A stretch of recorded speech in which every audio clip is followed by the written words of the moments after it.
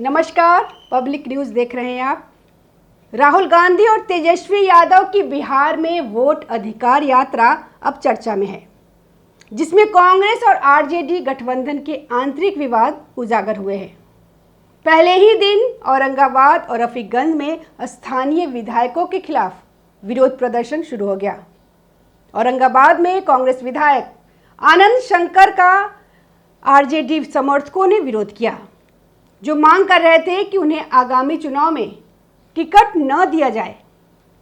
इसी तरह रफीगंज में राष्ट्रीय जनता दल विधायक निहालुद्दीन के खिलाफ मुर्दाबाद के नारे लगे और उन्हें लापता विधायक कहा गया, क्योंकि वे कथित तौर पर जनता की समस्याओं पर ध्यान नहीं देते। यात्रा के दौरान एक और चौंकाने वाली घटना सामने आई, जब राष्ट्रीय जनता दल के राज्यसभा सांसद संदीप यादव और विधायक विजय कुमार सिंह के बॉडीगार्ड के बीच कार ओवरटेक करने को लेकर झड़प हुई। यह विवाद इतना बढ़ा कि दोनों पक्षों के सुरक्षा कर्मियों के बीच मारपीट की नौबत आ गई। यह घटना गठबंधन के नेताओं के बीच आपसी तालमेल की कमी को दर्शाती है। वहीं बिहार के गया में वोटर अधिकार यात्रा के तीसरे दिन हंगामा हो गया। वजीरगंज के पुनावा हनुमान मंदिर पर लोग राहुल गांधी का इंतजार करते रह गए, लेकिन राहुल गांधी नहीं पहुंचे। राहुल गांधी को पूजा अर्चना के बाद इसी मंदिर से यात्रा की शुरुआत करनी थी, लेकिन राहुल गांधी और तेजस्वी यादव का काफिला मंदिर के पास से गुजर गया और रुका भी नहीं। राहुल गांधी के मंदिर में पूजा नहीं करने से स्थानीय लोग नाराज हो गए। पूजा के लिए तैयारी की गई थी और पूजा की थाली धरी की धरी रह गई। जब राहुल गांधी और तेजस्वी यादव का काफिला मंदिर के पास से बिना रुके आगे बढ़ गया, तो स्थानीय युवा नाराज हो गए और बीजेपी जिंदाबाद के नारे लगाने लगे। वजीरगंज के युवाओं में राहुल गांधी द्वारा मंदिर में पूजा अर्चना नहीं किए जाने को लेकर खासा गुस्सा देखा गया। स्थानीय युवाओं ने कहा कि नेता यहां केवल वोट लेने के लिए आते हैं। उन्होंने यह भी कहा कि यह प्राचीन पुनावा हनुमान मंदिर उनके लिए बहुत महत्व रखता है, लेकिन नेताओं को इसकी कोई परवाह नहीं है। वोटर अधिकार यात्रा के तीसरे दिन गया में हुए इस घटनाक्रम ने स्थानीय लोगों में नाराजगी पैदा कर दी। मंदिर में पूजा नहीं करने के फैसले ने न केवल स्थानीय लोगों को निराश किया, बल्कि बीजेपी समर्थकों को भी मौका दिया कि वे इसका राजनीतिक फायदा उठाए। इस घटना ने यात्रा के दौरान विपक्ष की रणनीति और स्थानीय लोगों की भावनाओं के बीच एक तनाव को उजागर किया है। सासाराम में 17 अगस्त को हुई जनसभा में जब तेजस्वी यादव मंच पर थे, कन्हैया कुमार को मंच पर आने से रोक दिया गया। तेजस्वी और लालू यादव के जाने के बाद ही कन्हैया कुमार को मंच पर बोलने की अनुमति दी गई। जब कार्यक्रम लगभग समाप्त हो चुका था और उन्हें केवल राहुल गांधी और केसी वेणुगोपाल से बात करने के बाद बोलने का मौका मिला, पप्पू यादव को भी इस जनसभा में अलग थलग रखा गया। हालांकि उन्हें मंच पर जगह मिली, लेकिन बोलने की अनुमति नहीं दी गई। उनके समर्थकों ने मांग की कि उन्हें बोलने का मौका दिया जाए, लेकिन उनकी मांग अनसुनी रह गई।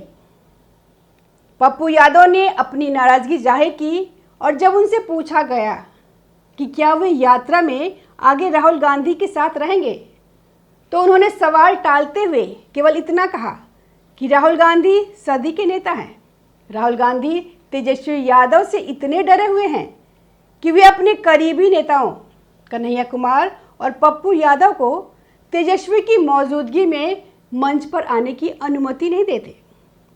कन्हैया कुमार को इस यात्रा से लगभग बाहर कर दिया गया है और उन्हें 22 अगस्त से 7 सितंबर तक बिहार के बाहर दिल्ली, मध्य प्रदेश, महाराष्ट्र और केरल में रैलियों और हस्ताक्षर अभियान की जिम्मेदारी दी गई है।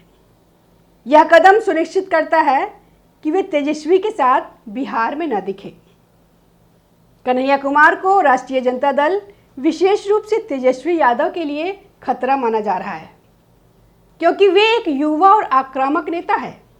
राष्ट्रीय जनता दल नहीं चाहती है कि कन्हैया कुमार बिहार में कांग्रेस के लिए मजबूत चेहरा बने, क्योंकि यह भविष्य में राष्ट्रीय जनता दल के लिए चुनौती बन सकता है। इसलिए कन्हैया कुमार को यात्रा में प्रमुखता नहीं दी जा रही और कांग्रेस भी तेजस्वी को नाराज करने से बच रही है।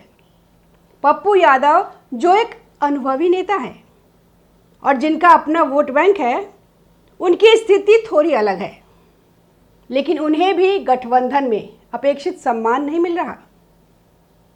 कांग्रेस कन्हैया कुमार और पप्पू यादव का उपयोग राष्ट्रीय जनता दल पर दबाव बनाने के लिए कर रही है, लेकिन उन्हें मंच पर या चुनावी टिकट देने में सक्षम नहीं है। कन्हैया कुमार की राजनीतिक स्थिति अनिश्चित है, क्योंकि वे न तो कोई चुनाव जीत पाए हैं और न ही राष्ट्रीय जनता दल की सहमति के बिना उन्हें बिहार में आगे बढ़ने का मौका मिल रहा है। यह यात्रा जो महागठबंधन की एकजुटता दिखाने का प्रयास थी, इसने इसके बजाय कांग्रेस के भीतर और गठबंधन में आंतरिक तनाव और नेताओं के बीच असमानता को उजागर किया। पप्पू यादव और कन्हैया कुमार को भाषण देने का मौका न देना, मुख्य रूप से महागठबंधन की रणनीति राजद कांग्रेस के बीच आंतरिक तनाव और संगठनात्मक प्राथमिकताओं का परिणाम था। राष्ट्रीय जनता दल ने तेजस्वी और राहुल को केंद्र में रखकर गठबंधन की एकता और मुख्यमंत्री पद की दावेदारी को मजबूत करने की कोशिश की। हालांकि इस फैसले ने पप्पू यादव और कन्हैया कुमार के समर्थकों में असंतोष पैदा किया और गठबंधन के अंदरूनी मतभेदों को उजागर किया, जो भविष्य में बिहार विधानसभा चुनाव 2025 के लिए चुनौती बन सकता है। यह यात्रा, जिसका उद्देश्य महागठबंधन के लिए समर्थन जुटाना था, कांग्रेस और राष्ट्रीय जनता दल के बीच तनाव को उजागर करती है। कांग्रेस अध्यक्ष मल्लिकार्जुन खड़गे के भाषण के दौरान लोगों ने शोर मचाया और उनकी बात सुनने में रुचि नहीं दिखाई। देखो, तुम ऐसा पुकारना, मैं आपको बोलता हूँ, सुनना है सुनो, नहीं तो नहीं सुनने वाले बाहर जाओ। 10 लोग भी रहे तो मैं भाषण करूंगा, इसका कोई ये नहीं है। यहाँ पर हम सुनने के लिए हैं।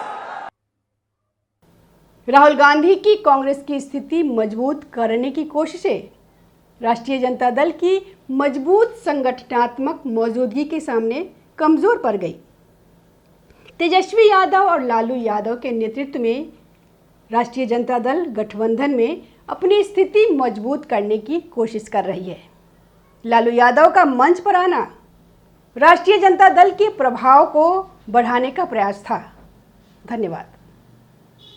ताज़ा खबरों से जुड़े रहने के लिए हमारे चैनल को सब्सक्राइब करें और बेल आइकन को दबाना ना भूलें, ताकि हर खबर की नोटिफिकेशन आपको मिलती रहे।